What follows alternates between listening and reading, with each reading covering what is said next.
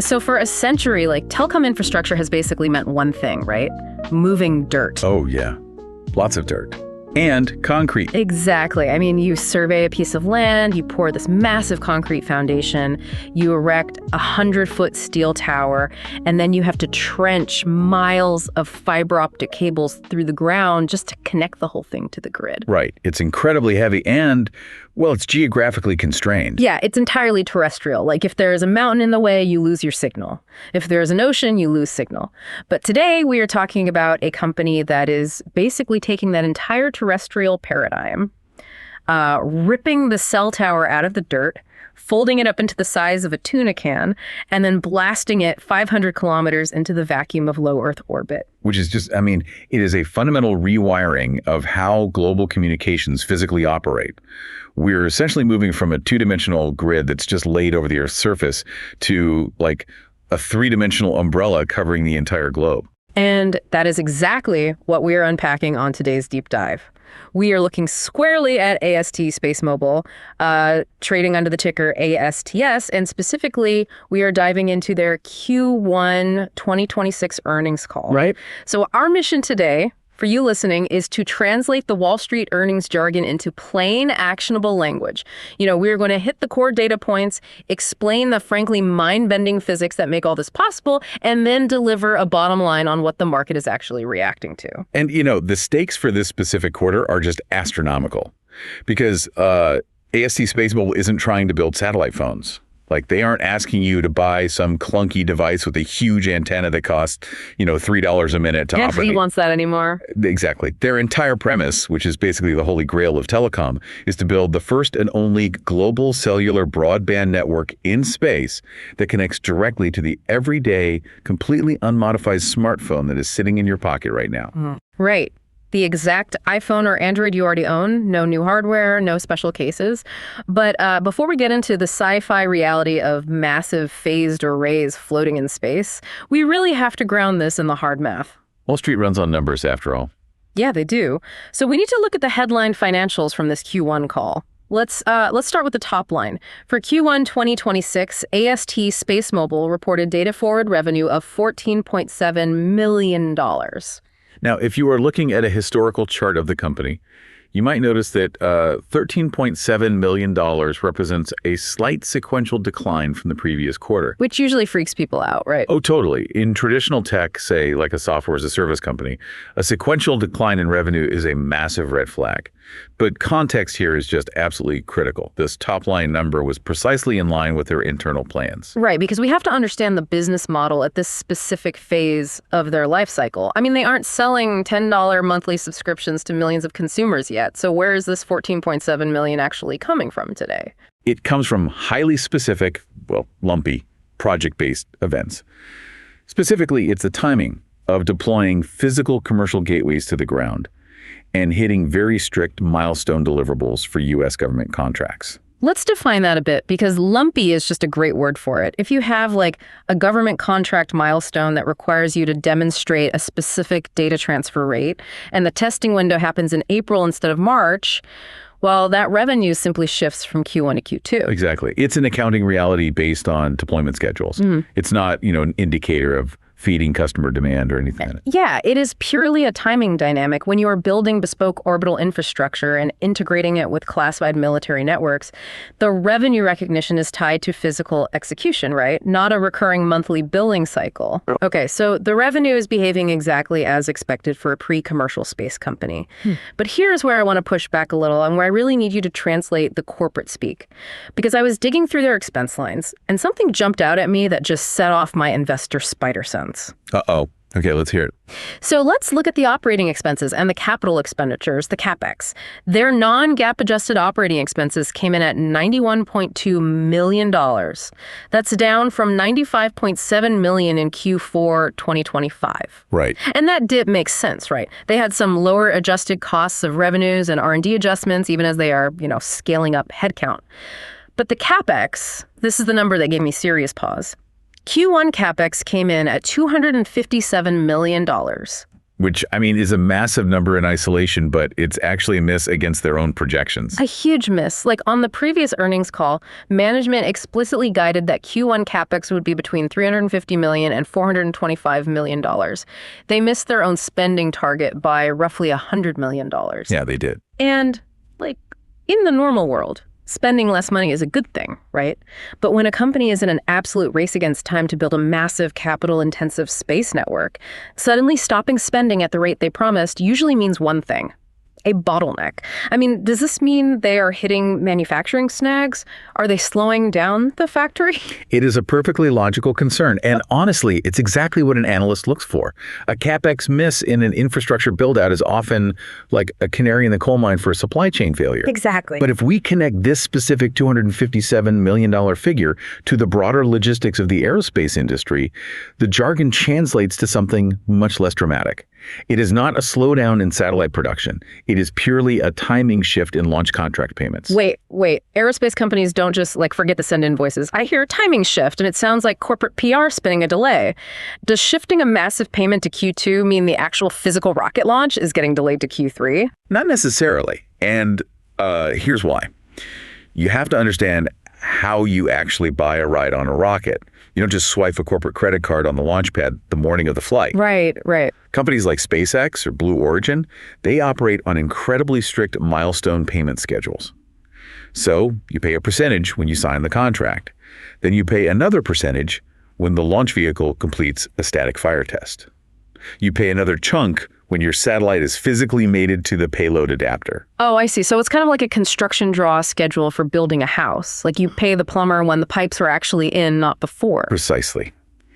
AST SpaceMobile had scheduled launch contract payments that were modeled to hit in Q1, but because of minor scheduling adjustments at the launch provider level. Like SpaceX or Blue Origin tweaking their calendars. Yeah, exactly. Like moving a milestone review by a few weeks. Yeah. Because of that, those payment trigger dates shifted across the calendar boundary from March into April. So Q1 to Q2. Ah, okay. So the factory producing the satellites in Texas isn't slowing down. The accounts payable department just basically held on to a massive check for an extra few weeks. Exactly. The company was very clear on the call.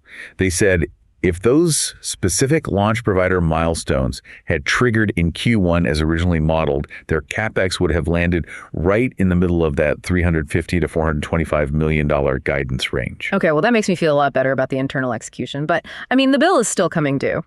And speaking of writing massive checks to aerospace companies, we have to talk about the balance sheet. We absolutely do. Because I want to move away from the income statement for a second and look at the actual cash they're holding. To survive in the space industry, you really need what I call aerospace shock absorbers. Oh, I like that. That is the perfect way to frame it. Because if you were trying to build something revolutionary, you are going to face delays. I mean, rockets explode. They do. Weather grounds fleets for weeks. The FAA halts operations for safety investigations. And if you are living paycheck to paycheck as a space company, one delayed launch means you go bankrupt. You need massive capital reserves, these shock absorbers, to take those hits without shattering the equity of the company. And AST SpaceMobile's shock absorbers are currently filled with $3.5 billion in cash, cash equivalents, and restricted cash. $3.5 billion. I mean, it is a fortress balance sheet for a company at this stage. It is staggering. And what is really fascinating is how they built that cash position. Like, a huge chunk of it was secured by a convertible notes offering they executed back in February. Right. Let's break this down, because the financial engineering here is honestly almost as impressive as the aerospace engineering. They secured this convertible debt with a 2.25% 10-year coupon. Which, just for context, in the current macroeconomic environment, is an absolute masterclass in capital structuring. Let's explain why to the listener. Right now, interest rates are stubborn. They are high. If you are a high-growth, high-risk tech company trying to borrow money on the open market, lenders are going to demand 7, 8, maybe 10% interest. Yeah, because they can get 5% just sitting in risk-free government treasuries. Yeah. Why risk it on space? Exactly. But ASTS got this money at 2.25%. And they did it by using a convertible note. So for those who might not trade these, a convertible note is essentially a loan that the lender can choose to convert into shares of the company's stock at a later date at a predetermined price. The strike price. Exactly. The investors who lent ASTS this money agreed to a tiny 2.25% interest rate because they want the upside of the stock. They genuinely believe the stock is going to go up. Yeah. And the effective strike price for this conversion is over $116 per share. Wait, $116? So the lenders are betting that the stock will be worth significantly more than $116. And if it is, they convert their debt to equity and make a total fortune. If it isn't, they just get their money back with a tiny bit of interest. But for ASTS, the benefit is immediate. They get billions of dollars in cheap capital right now. And what that $3.5 billion actually buys them is the most valuable commodity in aerospace time. Yes. For you, the retail investor listening to this, the biggest nightmare with an early-stage space infrastructure company is endless equity dilution. Right. The company runs out of cash, they have to issue millions of new shares to raise more money, and the piece of the pie that you own just gets smaller and smaller and smaller. But this specific cash pile completely neutralizes that fear for the near future. I mean, management explicitly stated on the call that they are fully funded to build and launch over 100 of their Block 2 Bluebird satellites. They stated point blank that they do not need to pursue another convertible debt raise in 2026. Wow. So they can just put their heads down, block out the macroeconomic noise, and build the network. So they have the aerospace shock absorbers firmly in place. But, a $3.5 billion war chest is just potential energy. Right. Let's transition to the kinetic energy. Let's look at what is actually happening on the ground and in orbit that generated that $14.7 million in Q1 revenue. Let's unpack the story behind the numbers. Okay, so the revenue story currently playing out really has two main characters, right? There's the commercial side and the government side. Let's start with commercial. Okay. The revenue here is coming from the delivery and installation of commercial gateways to their mobile network operators, their MNO partners. We really need to define what a gateway is, because when people think of satellite internet, they usually just think of the satellite up in space and the phone in their hand. But there is a massive piece of physical infrastructure right in the middle. There has to be. The data has to get back to the terrestrial internet somehow. When you stream a video on your phone using this network, the request travels from your phone up 500 kilometers to the satellite. But the satellite doesn't hold the video. Right. There's no Netflix server floating in space. Exactly. The satellite has to beam that request back down to a massive physical antenna array on the ground, and that is the gateway. And the gateway is physically plugged in to the terrestrial fiber optic backbone of the internet. So it grabs the video data from a server in, say, Virginia, shoots it up to the satellite, and the satellite shoots it down to your phone. Precisely. And delivering these gateways is not a trivial task. In Q1 alone, AST SpaceMobile delivered gateway hardware across 5 different continents. 5 continents, Right. which implies incredible logistical complexity. You are dealing with customs, local zoning laws, physical installation, and most importantly, network integration. That integration is the key. You have to physically connect this gateway to the core switching networks of partners like AT&T or Vodafone. You have to ensure the handoff protocols work flawlessly. By doing all the heavy lifting of delivering and installing these gateways now, ASTS is paving the road for rapid commercial service activation later. So when the satellites are finally in position, the ground game will already be fully operational. Exactly. They won't be waiting on pouring concrete in rural Africa. It'll be done. But as vital as the commercial gateways are, the government side of their revenue is where the story starts to read like a Tom Clancy novel. It really does. I mean, the company executed across 5 existing U.S. government contracts during the first quarter. And the heavy hitter among these is their work with the Space Development Agency, or SDA. Now, we know the military has their own highly classified multi-billion-dollar satellite constellations. So what exactly is AST SpaceMobile doing for the Department of Defense that Lockheed Martin or Boeing isn't already doing? What AST SpaceMobile offers is dual-use capability that solves a massive tactical problem. Historically, if a military unit wanted high-bandwidth satellite communication in a remote area, they had to carry specialized equipment. You were talking about heavy, power-hungry satellite dishes strapped to the hood of a Humvee or, bulky, expensive tactical radios. Equipment that is obvious, hard to transport, and honestly easily targeted by the enemy. Exactly. But ASTS is delivering operationally relevant tactical communications directly to government end devices. We're talking about unmodified devices. During the quarter, they conducted field tests showcasing real-time connectivity to a tactical assault kit over a secure VPN. They streamed multimedia, and they conducted secure multi-party video calls. And let's be incredibly clear on how they did this, because this is the magic trick. They didn't do this with a dish. I want you to imagine a soldier deployed in a completely remote, hostile environment. No terrestrial cell towers for hundreds of miles. They literally reach into their pocket, pull out a standard off-the-shelf smartphone, and jump onto a secure encrypted video call using a satellite moving at 17,000 miles per hour, 500 kilometers above their head. It completely changes the paradigm of military logistics and communications. The network is just omnipresent, no setup time, no heavy gear. And management also noted that they hold contracts for non-communications on orbit testing. Wait, non-communications testing, that is a very deliberate, very careful phrase. What exactly does that mean? Are we talking about radar, signals intelligence? Well, management was incredibly disciplined about not getting into the classified specifics. However, they did confirm a few vital details. They confirmed that this non-communications testing uses the exact same hardware that is on their commercial satellites. It doesn't require any special mid-band spectrum. And most importantly, the government is actively using it today with plans to extend its use drastically. Look, obviously we don't want to speculate on classified military operations, but we can look at the physics. When you have an orbital platform equipped with the largest commercial phased array antenna ever deployed in low Earth orbit, the Department of Defense is going to find highly creative ways to use it. I mean, a massive antenna array can listen just as well as it can broadcast. That is the fundamental nature of dual-use space technology. But whether it's military use or commercial use, the entire multi-billion-dollar valuation of AST SpaceMobile rests on one existential question. Does this technology actually work at scale? Right. You can have all the cash in the world and you can sign all the government contracts you want, but if the physics don't cooperate, it's a zero. And this earnings call gave us the ultimate aha moment regarding the physics. The 98.9 EV/PAB test. Let's spend some time on this because this number is the fulcrum of the entire company. They achieved a peak data speed of 98.9 megabits per second using their in-orbit Block 1 satellite, which they call Bluebird 6 or BB6. And it is crucial that we explain how and where they achieved this. This wasn't a simulation in a lab in Texas.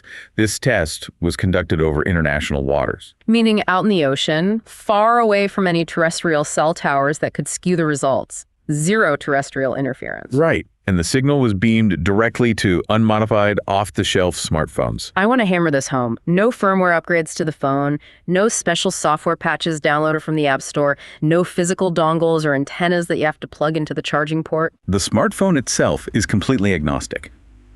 It has no idea. It is communicating with a satellite 500 kilometers in space. The phone's internal radio frequency chip thinks it is talking to a totally normal cell tower just a few miles down the road. But how is that physically possible? Because a cell tower is bolted to the ground. It doesn't move. Bluebird 6 is orbiting the Earth at roughly 17,000 miles per hour. We really need to talk about the Doppler effect because this is the engineering miracle that makes this work. It really is. It is a brilliant software solution to a massive physics problem. If you have ever stood by a highway and listened to an ambulance drive past, you know the Doppler effect. Oh, sure. As the ambulance speeds toward you, the pitch of the siren gets higher because the sound waves are being compressed. As it speeds away, the pitch drops because the sound waves are being stretched. And the exact same thing happens with radio waves. Exactly. When a satellite is racing toward you at 17,000 miles per hour, the radio frequencies it is beaming down get compressed. When it flies overhead and races away, the frequencies stretch out. If an unmodified iPhone receives a radio signal that is rapidly shifting frequencies like that, the iPhone will just reject it. It will assume the signal is corrupted or invalid because normal cell towers don't move. So how does ASTS trick the iPhone? Through incredibly complex predictive software on the satellite and at the gateway, the ASTS network calculates exactly how fast the satellite is moving relative to the specific user on the ground. It then predistorts the radio signal before broadcasting it. It artificially shifts the frequency in the exact opposite direction of the Doppler effect. Oh, wow. So as the signal travels down through the atmosphere, the physical reality of the satellite speed naturally bends the frequency perfectly back into the exact stable band that the iPhone expects to hear. Precisely. The phone receives a perfectly flat, perfectly stable signal. The network does all the heavy computational lifting so the phone doesn't have to change a single line of code. That is just engineering elegance.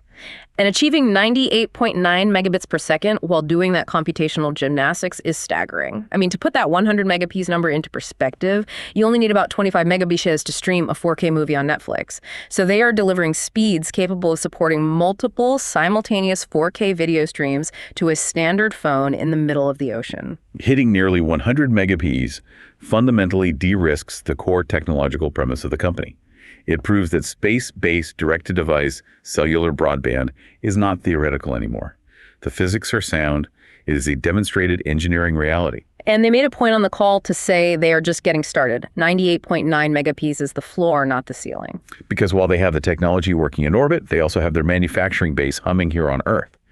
And this brings us to how they were actually building these massive satellites at scale. The CEO, Abel Llewellyn, used a fantastic visual analogy on the call to describe their hardware design. He called it the tuna can design. Let's unpack this tuna can concept because it solves one of the biggest bottlenecks in the space industry, the fairing volume of a rocket. Right. When you launch a rocket, you are constrained by two things: mass, which is how heavy the payload is, and volume, which is how much physical space you have inside the nose cone or the fairing. So picture a standard can of tuna. It's wide, it's flat, and it's completely self-contained. Now imagine stacking 10 of those tuna cans on top of each other in your pantry. They fit perfectly flush. That is exactly how AST SpaceMobile is designing their satellites. They are building them as completely self-contained, flat-packed composite structures. Instead of having a satellite with a bulky central bus and, delicate solar panels sticking out at weird angles that take up all this empty space inside the rocket, ASTS satellites are compressed into dense, flat cylinders. This means they can stack them directly on top of one another inside the rocket fairing. So they can stack up to 8 of these massive satellites inside Blue Origin's new Glenn rocket, 5 inside ULA's Vulcan rocket, and 3 inside SpaceX's Falcon 9. They are maximizing every cubic inch of volume inside that billion-dollar rocket. But here is the engineering challenge. Building something that could be stacked like that and survive the violence of a rocket launch is incredibly difficult. When a rocket lifts off, every single ounce of mass gets multiplied by the immense G-forces. It is violently vibrating. The satellite at the very bottom of the stack is bearing an extraordinary amount of physical crushing force from the satellite stacked on top of it. Which is exactly why they had to master advanced composite structures. You can't just build these out of standard aluminum. It would just buckle under the weight. Exactly. They are currently operating out of over 500,000 square feet of manufacturing space globally, primarily centered in Texas. And what makes this facility unique is that they have achieved 95% vertical integration. Let's translate vertical integration. In the aerospace world, a lot of companies operate like custom car shops. They buy a chassis from one company, an engine from another, the electronics from a third, and they basically just bolt them together. That is not what ASTS is doing. Not at all. They are manufacturing the parts themselves. They are building the carbon fiber reinforced polymer components, the actual physical structural backbone of the satellite, entirely in-house. When you see photos of their factory floor, you see these massive black structures. That is the carbon fiber. They have over 1,000 people dedicated just to designing and building these specific composite structures. And they have to use carbon fiber because of the extreme thermal environment in low Earth orbit, right? Let's explain why. These satellites feature massive phased array antennas. When the satellite is in direct sunlight, it is hundreds of degrees above zero. When it passes into the Earth's shadow, it immediately drops to hundreds of degrees below zero. If you build a phased array out of standard metals, the metal expands in the heat and contracts in the cold. Even a millimeter of warping would completely misalign the radio antennas and destroy the signal.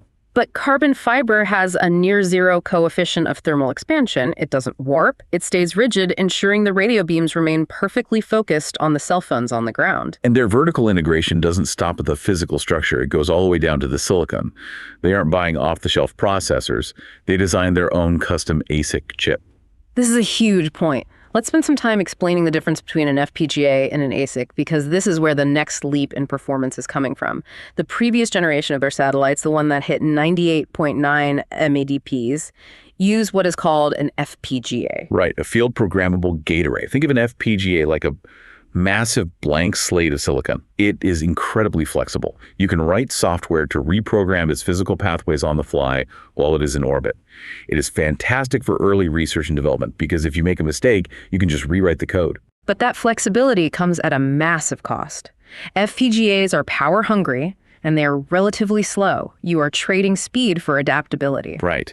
The FPGA on their Block 1 satellite could manage about 1 gigahertz of processing bandwidth. But once they proved the software worked, once they successfully handled the Doppler effect and beamed nearly 100 middle DPs down to the ocean, they didn't need the blank slate anymore. They knew exactly how the pathways needed to be laid out. So they moved to an ASIC, an application-specific integrated circuit. If an FPGA is a blank slate, an ASIC is like pouring concrete into a very specific immutable mold. You can never change it. It can only do one very specific job. But because it is hardwired for that one specific job, it does it incredibly fast, and it uses a fraction of the electricity. And the performance leap is staggering. By moving to this custom ASIC architecture, they are increasing their processing capability from 1 gigahertz to up to 10 gigahertz. It is a factor of 10 increase in the brain power of the satellite. Oh, and by the way, they have to radiation harden this silicon so the cosmic rays in space don't randomly flip the zeros to ones and crash the computer. It is a phenomenal engineering achievement. So, to summarize the operational state of the company right now, they have the technology proven and de-risked in orbit. They have a massive, vertically integrated factory targeting a cadence of fully assembling 6 satellites every single month. And they own the intellectual property wall to wall with roughly 3,900 patents and patent pending claims globally. They are attempting to transition from an R&D lab, proving a concept, into a high-cadence logistics and manufacturing powerhouse. Which brings us to the most critical part of this deep dive, the future. We know what they have done. Now we need to look at management's guidance to see what they are promising to do next. Let's look at the revenue leap they are projecting. For the full year of 2026, management reaffirmed their near-term guidance of $150 million to $200 million in revenue. That growth makes sense based on what we've discussed. That 150 to 200 million will be driven by more commercial gateway deliveries, hitting further milestones on the SDA and tactical military contracts, and potentially the recognition of initial commercial service revenue as the very first Block 2 satellites go live in key markets. But the jaw-dropping projection, the number that analysts were furiously modeling after the call, was for the following year. Management stated they see the 2027 revenue opportunity approaching $1 billion. $1 billion. I mean, you go from 150 million to $1 billion in 12 months. How on earth do they model a hockey stick growth curve like that without laughing? It sounds absurd until you break down the 2 distinct revenue streams that are scheduled to hit full maturity simultaneously in 2027. First, the U.S. government contracts are modeled to expand massively. We touched on the tactical communications earlier, but on this call, they specifically mentioned a highly classified project known as Golden Dome. Right, Golden Dome. Now, we don't know the operational specifics of Golden Dome, but we do know the budget environment it exists within. The recently requested Space Force budget is over $70 billion. The Pentagon is fundamentally pivoting away from giant vulnerable legacy satellites toward proliferated low Earth orbit architectures. ASTS expects to receive significant contract awards related to this Golden Dome project over the next 6 months, and the execution of those contracts will be a major driver for 2027 revenue. Okay, so the military represents a massive chunk of that $1 billion goal. Yeah. And the second stream, the commercial rollout. By 2027, they expect to have a scaled network in orbit, providing continuous cellular broadband service to the largest markets worldwide. And this isn't a build it and hope they come scenario. The demand signal is already locked in via binding agreements. Let's talk about those agreements, because they are sitting on a pipeline of over $1.2 billion in contracted revenue commitments from a massive commercial ecosystem. This ecosystem is no joke. They have partnered with nearly 60 global mobile network operators. We are talking about AT&T and Verizon in the United States. We are talking about Vodafone across Europe and Africa, Bell and Telus in Canada, Rakuten in Japan. When you aggregate the subscriber base of those 60 partners, this network covers over 3 billion mobile subscribers globally. Roughly half of the planet's mobile users are on networks that have signed agreements with AST SpaceMobile. And let's explain why AT&T and Verizon are willing to commit hundreds of millions of dollars to this. It's not charity, it's pure economics. If you were AT&T, you spend billions of dollars trenching fiber and building towers to cover cities and suburbs because the population density makes it profitable. But covering the last 10% of the geography, the national parks, the rural highways, the deep forests is economically impossible. You would spend millions building a tower for 3 people. But your customers still get angry when they lose signal on a road trip. AST SpaceMobile allows AT&T to essentially rent space on an orbital tower that covers the entire country at once. AT&T can suddenly offer 100% geographic coverage without pouring a single ounce of concrete. It is a massive competitive advantage for customer retention. So the demand is there, the ecosystem is locked in, and the military is writing checks. But to turn those contracts into $1 billion of actual revenue, the satellites have to be in the sky. And that takes us back to the expenses. We talked about the Q1 CapEx timing shift earlier. What is the guidance for Q2? The Q2 CapEx guidance is jumping significantly to between $575 million and $650 million. Right, so the delayed rocket bills are finally hitting the ledger. Exactly. They're about to start paying for a very aggressive, very expensive launch schedule to get those Block 2 satellites into orbit and unlock that billion-dollar revenue year. Management stated their goal is to have approximately 45 satellites in orbit by the end of 2026. 45 satellites by the end of 2026. This would enable continuous 247 space mobile service across key strategic markets like the United States, Europe, and Japan.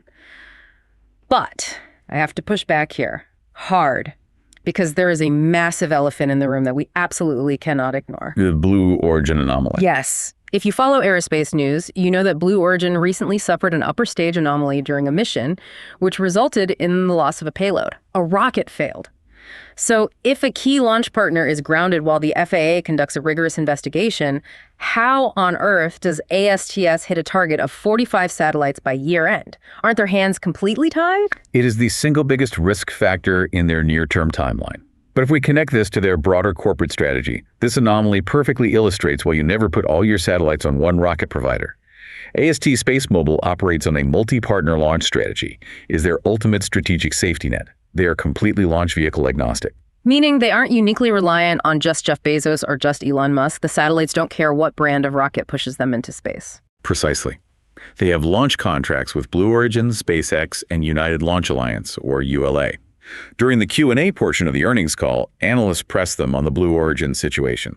Management was very transparent. They noted that an upper stage anomaly is not uncommon early in a new launch vehicles program. They remain optimistic that Blue Origin will return to the pad relatively soon, especially since Blue Origin successfully landed their first stage booster and already has 2 more fully built and ready to go. The key is that ASTS doesn't have to sit around and wait for the FAA to clear Blue Origin. No, they don't. While Blue Origin works through their investigation, ASTS is moving forward with other partners. They're returning to the launch pad at Cape Canaveral in mid-June with SpaceX. They will be launching Bluebirds 8, 9, and 10 on a flight-proven Falcon 9 rocket. Because they have built their satellites to be compatible with multiple fairings, the tuna-can design we talked about earlier, they have the flexibility to mix and match providers as needed. If Blue Origin faces a prolonged delay, ASTS can lean heavier on SpaceX or purchase rides on ULA's Vulcan. It requires logistical scrambling, but it prevents the entire company from being paralyzed by one partner's engineering failure. Exactly. So we have a massive $3.5 billion cash pile acting as our aerospace shock absorbers. We have proven de-risk technology hitting nearly 100 MLBs. We have a transition to custom 10 gigahertz ASIC chips. And we have an incredibly aggressive launch schedule filled with the inherent explosive risks of the aerospace industry. Which brings us to the ultimate question for this deep dive. What does all of this mean for your portfolio? Let's get down to the bottom line. As analysts looking at the market realities of this earnings call, we need to frame the bull case and the bear case. Let's start with the bull case that the market is clearly reacting to. The market's bull case is founded on 2 massive pillars: technology execution and capital structure. First, the 98.9 MeV CEST on an unmodified phone over international waters fundamentally proves the physics of the business model work. But more importantly, when you factor in the new 10 gigahertz ASIC chips and their upcoming AI spectrum management software, the market expects data speeds to double to roughly 200 Mbps on the next batch of satellites. We need to pause and talk about that AI spectrum management for a second, because I think it is a massive technological moat that gets completely lost in the financial weeds. It is revolutionary. A single ASTS satellite in low Earth orbit has a massive field of view. It sees a footprint of about 2,800 square kilometers on the ground. That's a massive area. It covers cities, suburbs, and empty farmland all at once. Now, if the satellite just blasted a uniform radio signal across that entire 2,800 square kilometers, it would waste an enormous amount of energy beaming high-speed data into empty forests where no one is even using a phone. Right. It's highly inefficient. So ASTS is deploying AI to act as a dynamic traffic cop in space. The software analyzes the network demand in real time. It predicts where the mobile traffic actually is on the ground. It recognizes that thousands of people are concentrated on a highway during rush hour while the surrounding farmland is completely empty.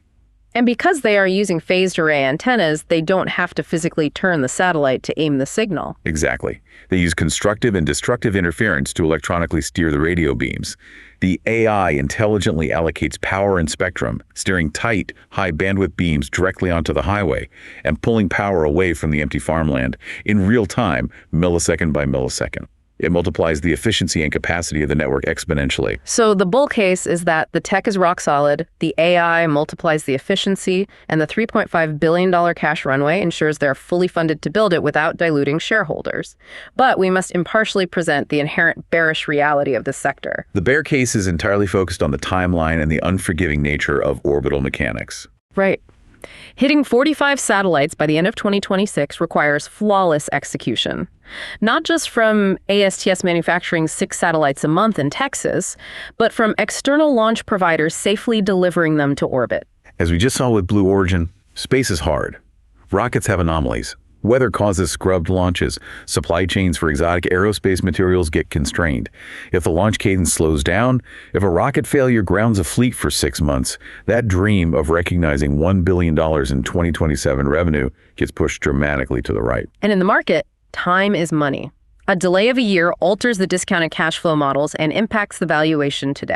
So let's make this actionable for the listener. If you currently hold the stock, this Q1 earnings call presented a highly stable market reality. The $3.5 billion cash moat means you are insulated from highly dilutive equity raises in the near term. The technology is fundamentally de-risked. The market views holding the stock right now is essentially getting paid to wait for the launch logistics to play out. And if you are considering the stock, if you are sitting on the sidelines looking for an entry point or trying to time the catalyst, you need to watch the mid-June Falcon 9 launch like a hawk. Your entire investment thesis relies on AST SpaceMobile's ability to seamlessly transition from a brilliant R&D lab proving a concept into a high-cadence manufacturing and launch operation. If they successfully stack, launch, and deploy Bluebirds 8, 9, and 10 on that SpaceX flight and immediately initiate testing, it proves their manufacturing pipeline is truly operational. That mid-June launch is the absolute inflection point. It is. As we wrap up this deep dive into the numbers and the technology, let's step back and look at the macro picture, because there's a much bigger conversation happening here about the future of global communications. There really is. During the Q&A portion of the call, an analyst brought up Amazon's recent acquisition of Globalstar, which is a competitor in the space. And it brought up a fascinating point of comparison regarding what these different companies are actually trying to achieve. Right, because when people hear satellite phone connectivity, they often think of Globalstar, which provides the emergency SOS feature you see on newer iPhones. Exactly. And that is a fantastic feature. The competitors in this space are successfully offering low bandwidth emergency text message systems. If you break your leg hiking in the Rocky Mountains and you have no cell service, being able to point your phone at the sky and text 911 is a literal lifesaver. But it's limited. It's text only. You have to be outside. You have to physically point the phone at the satellite, and it takes minutes to send a few kilobytes of data. It is an emergency utility. But AST SpaceMobile is attempting something entirely different. They aren't trying to build a rescue beacon. They're attempting to deliver full, high-speed cellular broadband from space. They want you to be able to stream a 4K movie or hold a secure multi-party video call from that exact same mountain in the Rockies. Which leaves us with a final provocative thought for you to ponder as you look at the telecom landscape. If AST SpaceMobile actually executes on this timeline, if they successfully label their 3,900 patents, their custom 10 gigahertz ASICs, their dynamic AI-driven spectrum management, and these massive carbon fiber phased arrays over the globe, are we witnessing the beginning of the end for traditional terrestrial cell towers? It's a profound economic question. If you live in a rural area or a developing nation with difficult terrain, why would a local telecom company spend tens of millions of dollars to trench fiber optics and build steel towers to reach 500 people when a satellite network can provide 200 millipedes directly to their existing phones? What happens to the economics of local telecom monopolies when the sky itself becomes the network? We started this deep dive talking about infrastructure rooted in the dirt. But if this technology scales, the most valuable, most critical real estate in the entire telecom industry won't be on the ground anymore. It will be 500 kilometers above our heads, moving at 17,000 miles per hour. It represents a completely new layer of global connectivity. Thank you for joining us on this deep dive into the numbers, the physics, and the future of AST SpaceMobile. Keep an eye on the launch pads, keep an eye on the SEC filings, and we invite you to return for our next breakdown. Until then, keep digging into the data.